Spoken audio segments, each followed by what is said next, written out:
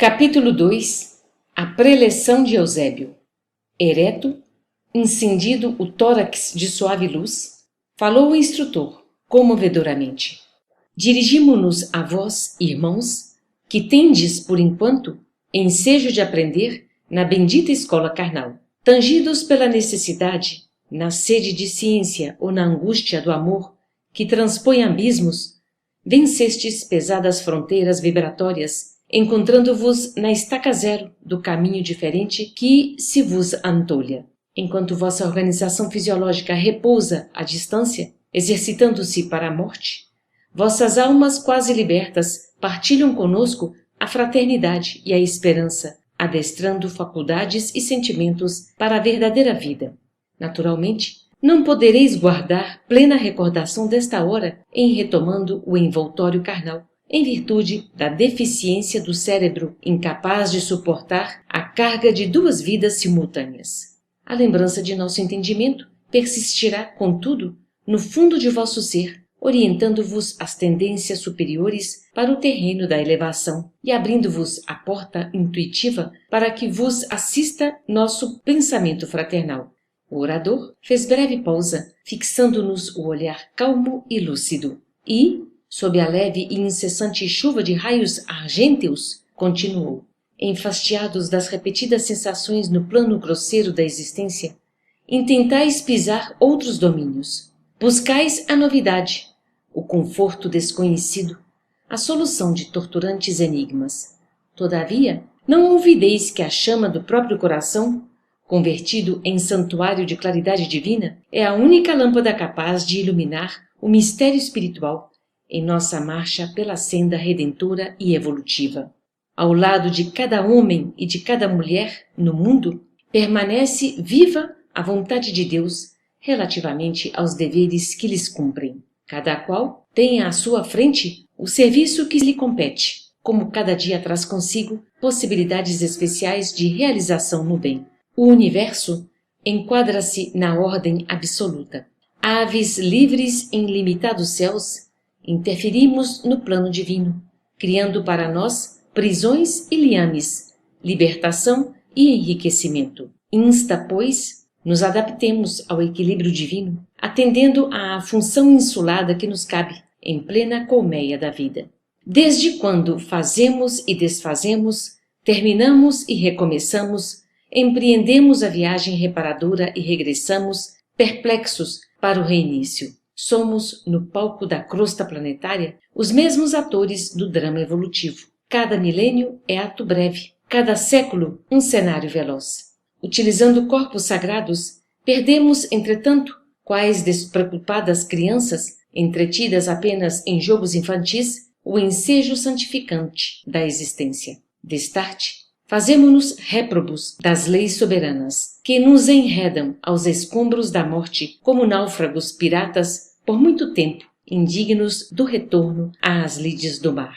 Enquanto milhões de almas desfrutam bons ensejos de emenda e reajustamento, de novo entregues ao esforço regenerativo nas cidades terrestres, milhões de outras deploram a própria derrota, perdidas no atro recesso da desilusão e do padecimento.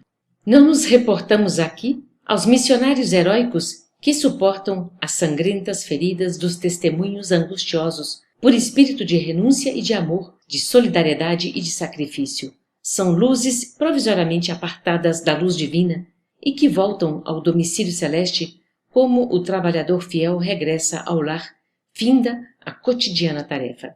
Referimo-nos às vastas multidões de almas indecisas, presas da ingratidão e da dúvida, da fraqueza e da dissipação, almas formadas à luz da razão, mas escravizadas à tirania do instinto.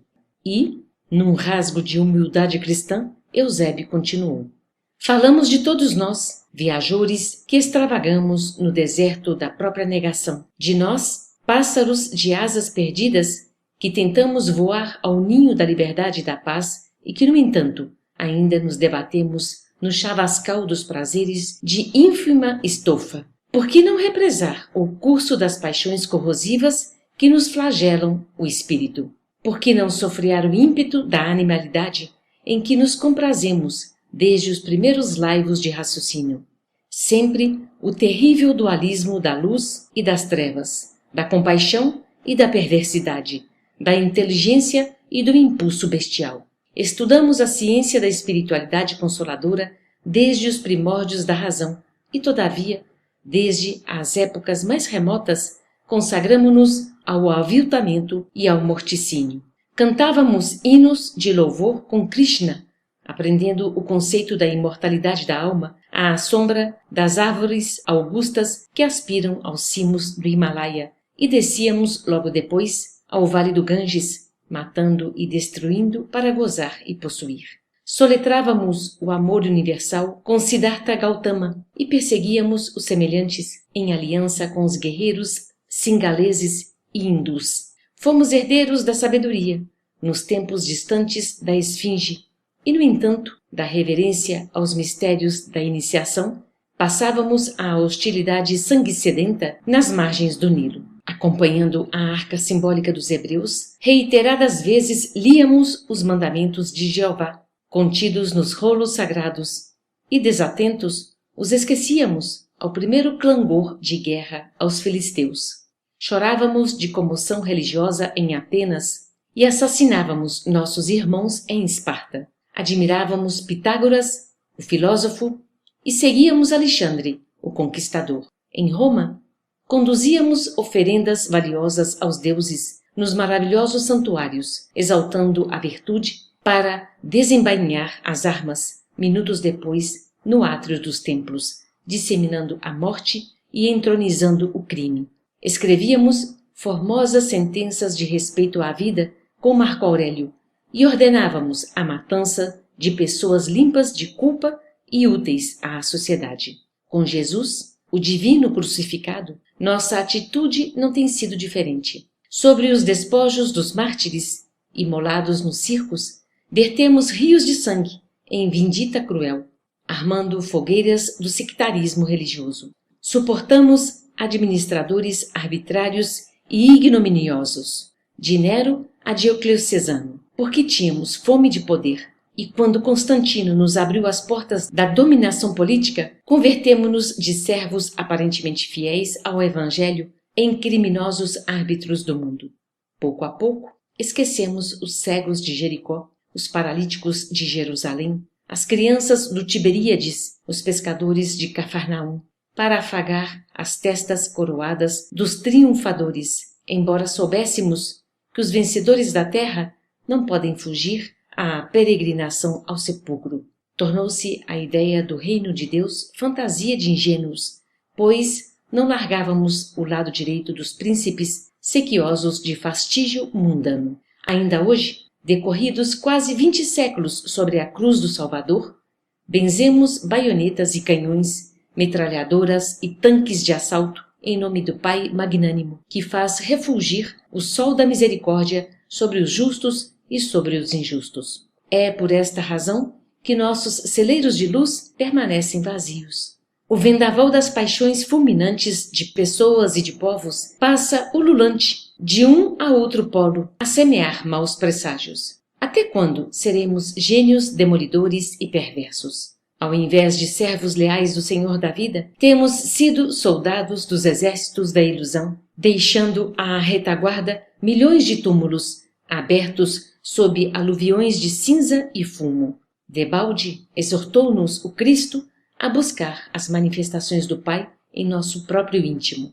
Cevamos e expandimos unicamente o egoísmo e a ambição, a vaidade e a fantasia na crosta planetária. Contraímos pesados débitos e escravizamo-nos aos tristes resultados de nossas obras, deixando-nos ficar indefinidamente na messe dos espinhos. Foi assim que atingimos a época moderna em que a loucura se generaliza e a harmonia mental do ser humano está a pique de sossobro. De cérebro evolvido e coração imaturo, requintamo-nos, presentemente, na arte de esfacelar o progresso espiritual. O excelso orientador deu à oração mais longo intervalo, durante o qual observei companheiros em torno. Homens e mulheres, segurando alguns fortemente as mãos uns dos outros, exibiam extrema palidez no semblante estarrecido. Alguns deles, por certo, compareciam ali pela primeira vez, como eu, dado o estático assombro que se lhes estampava no rosto. Fixando na assembleia o olhar percussiente, o instrutor prosseguiu. Nos séculos pretéritos, as cidades florescentes do mundo desapareciam pelo massacre, ao gládio dos conquistadores sem entranhas, ou estacionavam sob a onda mortífera da peste desconhecida e não atacada.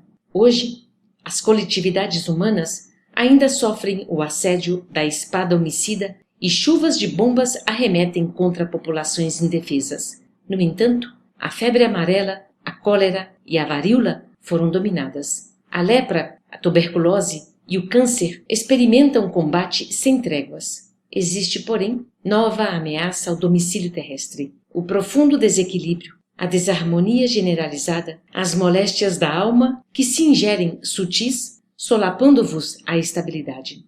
Vossos caminhos não parecem percorridos por seres conscientes, mas semelham-se a estranhas veredas ao longo das quais tripudiam duendes alucinados. Como fruto de eras sombrias, caracterizadas pela opressão e maldade recíprocas em que temos vivido, odiando-nos uns aos outros, vemos a terra convertida em campo de quase intérminas hostilidades. Homens e nações perseguem o mito do ouro fácil. Criaturas sensíveis abandonam-se aos distúrbios das paixões. Cérebros vigorosos perdem a visão interior, enceguecidos pelos enganos da personalidade e do autoritarismo, empenhados em disputas intermináveis, em duelos formidandos de opinião, conduzidos por desvairadas ambições inferiores, os filhos da terra abeiram-se de novo abismo que o olhar conturbado não lhes deixa perceber. Esse iante-vórtice, meus irmãos, é o da alienação mental, que não nos desintegra só os patrimônios celulares da vida física, senão também nos atinge o tecido sutil da alma, invadindo-nos o cerne do corpo perispiritual. Quase todos os quadros da civilização moderna se acham comprometidos na estrutura fundamental. Precisamos, pois, mobilizar todas as forças ao nosso alcance, a serviço da causa humana, que é a nossa própria causa. O trabalho salvacionista não é exclusividade da religião. Constitui ministério comum a todos, porque dia virá em que o homem há de reconhecer a divina presença em toda a parte. A realização que nos compete não se filia ao particularismo. É obra genérica para a coletividade, esforço do servidor honesto e sincero, interessado no bem de todos. Se visitais a nossa companhia, buscando orientação para o trabalho sublime do espírito, não vos esqueça vossa luz própria. Não conteis com archotes alheios para a jornada. Em míseros planos de sofrimento regenerador, nas vizinhanças da carne, choram amargamente milhões de homens e de mulheres que abusaram do concurso dos bons, precipitando-se nas trevas ao perder no túmulo os olhos efêmeros com que apreciavam a paisagem da vida à luz do sol. Displicentes e recalcitrantes, esquivaram-se a todas as oportunidades de acender a própria lâmpada. Aborreciam os atritos da luta, elegeram o gozo corporal como objetivo supremo de seus propósitos na terra. E, quando a morte lhes cerrou as pálpebras saciadas, passaram a conhecer uma noite mais longa e mais densa, referta de angústias e de pavores. Nesse momento, Eusébio interrompeu-se por mais de um minuto, como a recordar cenas comovedoras que as imagens de seu verbo evocavam, demonstrando certa vaguidade no olhar. Notei a ansiedade com que a Assembleia aguardava o retorno de sua palavra. Damas sensibilizadas ressumbravam forte impressão nas fisionomias transfiguradas e todos nós, ante a exposição leal e comovente, nos mantínhamos quedos e aturdidos. Decorridos longos segundos, o orador prosseguiu com inflexão enérgica e patriarcal. Procurais conosco a precisa orientação para os trabalhos que vos tangem presentemente na crosta da terra. Seduzidos pela claridade da esfera superior, fascinados pelas primeiras noções do amor universal, desejais a graça da cooperação na sementeira do porvir. Reclamais asas para os surtos sublimes. Tendes em mira coadjuvar no esforço de elevação. Indubitavelmente, a intenção não pode ser mais nobre.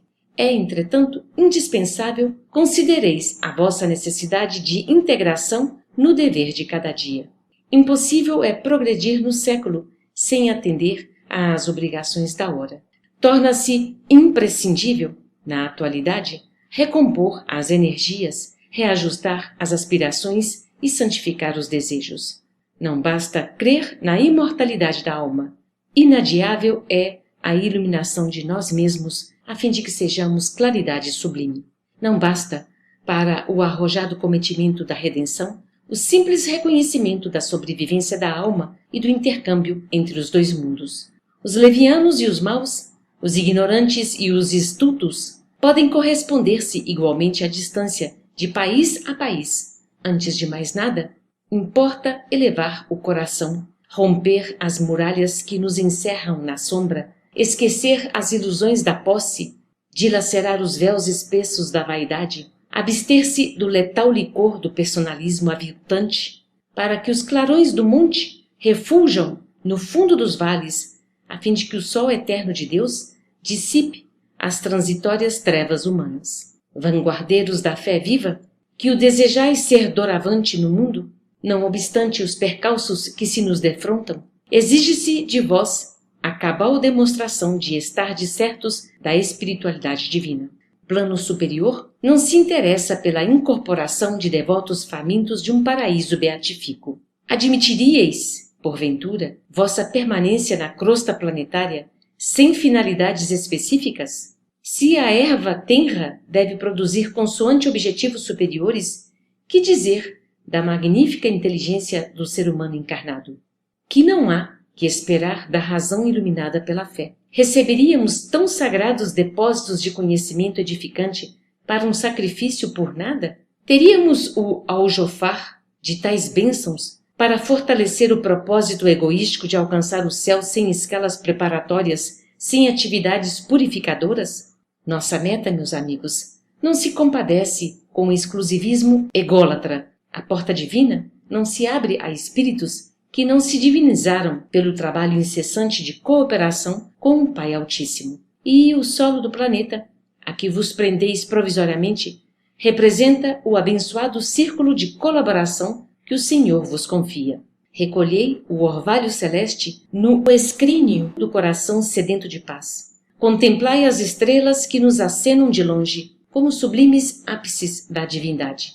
Todavia, não olvideis o campo de lutas presentes. O espiritualismo, nos tempos modernos, não pode restringir Deus entre as paredes de um templo da terra, porque a nossa missão essencial é a de converter toda a terra no templo augusto de Deus. Para a nossa vanguarda de obreiros decididos e valorosos, passou a face de experimentação fútil, de investigações desordenadas, de raciocínios periféricos. Vivemos a estruturação de sentimentos novos, argamassando as colunas do mundo vindouro com a luz acesa em nosso campo íntimo. Natural é que os aprendizes recém-chegados experimentem, examinem, operem sondagens e evoquem teorias brilhantes em que as hipóteses concorram ao lado da exibição personalista, compreensível e razoável. Toda escola caracteriza-se pelos diversos cursos que lhe formam os quadros e as disciplinas. Não nos dirigimos aqui, porém, aos que ainda sonham na clausura do eu, enredados nos 1000 obstáculos da fantasia que lhes cristaliza as impressões. Falamos a vós outros que sentis a sede de universalismo, anônimos companheiros da humanidade que se esforça por emergir das trevas para a luz. Como aceitardes a estagnação como princípio e a felicidade exclusivista como fim? Alimentemos a esperança renovadora. Não invoqueis Jesus para justificar anseios de repouso indébito. Ele não atingiu as culminâncias da ressurreição sem subir ao Calvário, e as suas lições referem-se à fé que transporta montanhas. Não reclamemos, pois, ingresso em mundos felizes antes de melhorar o nosso próprio mundo. Esquecei o velho erro de que a morte do corpo constitui milagrosa imersão da alma no rio do encantamento. Rendamos culto à vida permanente, à justiça perfeita e adaptemo-nos à lei que nos apreciará o mérito sempre de conformidade com as nossas próprias obras. Nosso ministério é de iluminação e de eternidade. O governo universal não nos circunscreveu às atividades à guarda de altares perecíveis. Não fomos convocados a velar no círculo particular de uma interpretação exclusivista, senão a cooperar na libertação do espírito encarnado, abrindo horizontes mais claros à razão humana, refazendo o edifício da fé redentora que as religiões literalistas esqueceram. Sopros imensos da onda evolucionista varrem os ambientes da Terra. Todos os dias ruem princípios convencionais mantidos a título de invioláveis durante séculos. A mente humana, perplexa, é compelida a transições angustiosas. A subversão de valores, a experiência social e o processo acelerado de seleção pelo sofrimento coletivo perturbam os tímidos e os invigilantes, que representam esmagadora maioria em toda parte. Como atender a esses milhões de necessitados espirituais, se não receberdes a responsabilidade do socorro fraterno? Como sanar a loucura incipiente, se não vos transformardes em imãs que mantenham o equilíbrio? Sabemos que a harmonia interior não é artigo de oferta e procura nos mercados terrestres, mas a aquisição espiritual só acessível no templo do espírito. Faz-se, pois, mister, acendamos o coração em amor fraternal à frente do serviço. Não bastará em nossas realizações a crença que espera. Indispensável é o amor que confia e atende, transforma e eleva, como vaso legítimo da sabedoria divina. Sejamos instrumentos do bem, acima de expectantes da graça. A tarefa demanda coragem e suprema devoção a Deus. Sem que nos convertamos em luz, no círculo em que estivermos, em vão acometeremos a sombra aos nossos próprios pés. E, no prosseguimento da ação que nos compete, não nos esqueçamos de que a evangelização das relações entre as esferas visíveis e invisíveis é dever tão natural e tão inadiável da tarefa quanto a evangelização das pessoas. Não busqueis o maravilhoso. A sede do milagre pode viciar-vos e perder-vos. Vinculai-vos pela oração e pelo trabalho construtivo aos planos superiores, e estes vos proporcionarão contato com os armazéns divinos que suprem a cada um de nós segundo a justa necessidade. As ordenações que vos ajoujam na paisagem terrena, por mais ásperas ou desagradáveis, representam a vontade suprema. Não galgueis os obstáculos, nem tenteis contorná-los pela fuga deliberada. Vencei-os, utilizando a vontade e a perseverança, ensejando o crescimento aos vossos próprios valores. Cuidai em não transitar sem a devida prudência nos caminhos da carne, em que, muita vez, imitais a mariposa estouvada. Atendei às exigências de cada dia, rejubilando-vos por satisfazer as tarefas mínimas. Não intenteis o vôo sem haver aprendido a marcha. Sobretudo, não indagueis de direitos prováveis que vos caberiam no banquete divino, antes de liquidar os compromissos humanos. Impossível é o título de anjos, sem serdes antes criaturas ponderadas. Soberanas e indefectíveis leis nos presidem aos destinos. Somos conhecidos e examinados em toda parte. As facilidades concedidas aos espíritos santificados, que admiramos, são prodigalizadas a nós por Deus em todos os lugares. O aproveitamento, porém, é obra nossa. As máquinas terrestres podem alçar-vos o corpo físico a consideráveis alturas, mas o voo espiritual, com que vos libertareis da animalidade, jamais os desferireis sem asas próprias. A consolação e a amizade de benfeitores encarnados e desencarnados enriquecer-vos-ão de conforto, quais suaves e abençoadas flores da alma. Entretanto, fenecerão como as rosas de um dia, se não fertilizardes o coração com a fé e o entendimento, com a esperança inquebrantável e o amor imortal, sublimes adubos que lhes propiciem o desenvolvimento no terreno do vosso esforço sem tréguas. Não cobiceis o repouso das mãos e dos pés. Antes de abrigar semelhante propósito, procurai a paz interior na suprema tranquilidade da consciência.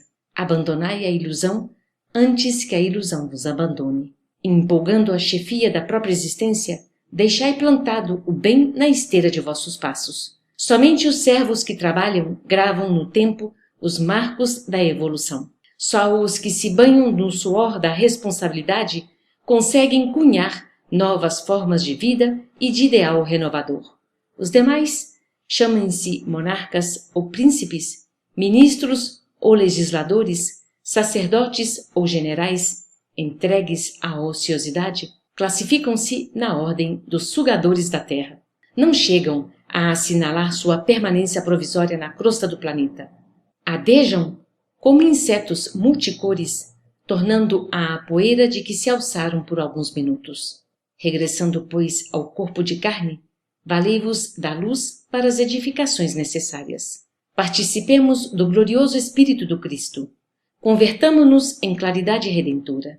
O desequilíbrio generalizado e crescente invade os departamentos da mente humana. Combatem-se desesperadamente as nações e as ideologias, os sistemas e os princípios. Estabelecida a trégua nas lutas internacionais, surgem deploráveis guerras civis, armando irmãos contra irmãos. A indisciplina fomenta greves, a ânsia de libertação perturba o domicílio dos povos. Guerreiam-se as esferas de ação entre si, encarnados e desencarnados, de tendências inferiores, colidem ferozmente aos milhões. Inúmeros lares transformam-se em ambientes de inconformação e desarmonia.